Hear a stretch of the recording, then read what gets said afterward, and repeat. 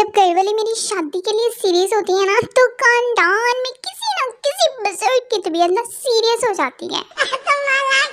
कभी पसंद आए मेरी फनी पोस्ट और या शायरी तो बता देना भाई, ऐसा चमाट पड़ेगा ना कि सब अच्छा लगने लगेगा। खुद है मुफ्त की पोस्ट पर इतनी नकली दामाद ना सास से। मैं आपकी बेटी से बिल्कुल खुश नहीं हूँ। सास नसीब की बात है यार, यहाँ तो इससे पूरा मोहल्ला खुश था। ऐसे ना मेरी गलती मुलाहिजा फरमाओ, ये जो शादीशुदा लोग कहते हैं ना कि शादी को इतने साल बीत गए और पता नहीं चला कि शादीशुदा लोग उनकी बातों में ना आए, क्योंकि रोज पता चलता है और टक्का ही पता चलता है यार।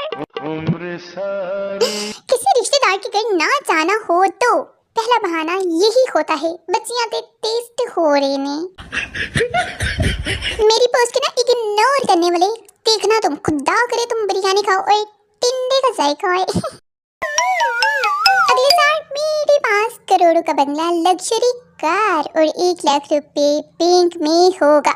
अभी एक ऑनलाइन अर्निंग वाली बहन ना समझा कर गई है, ओए फिर मेरे मजे ही मजे। काश तुम मेरे घर में सालन लेने आओ और मैं कहूँ साड़ी पहले वाली कोली ते वापस करो, प्यार अपनी जगह ते पांडे अपनी जगह। जिनको हम ना एक आंख नहीं पाते उनसे गुजारिश है कि दूसरी आंख से कोशिश करें, हो सकता है अल्लाह करम करे आप पर। लड़कों की मोहब्बत का ना कोई भरोसा नहीं, सुबह फजीला शाम शकीला ते रात जमीला।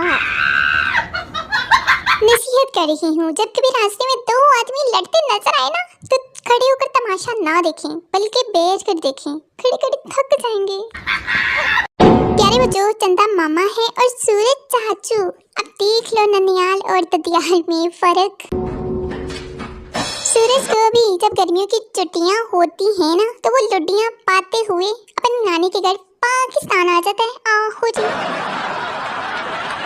लखनऊ का ना एक नवाब लाहौर आया और एक बच्चे से रास्ता पूछने के लिए रुका। नवाब, हजूर एक तकलीफ देनी थी आपको। बच्चा, तू तकलीफ दे के तो दिखा, सालिया तेरी टंगा ना तोड़ दवा फिर कहीं। No no no.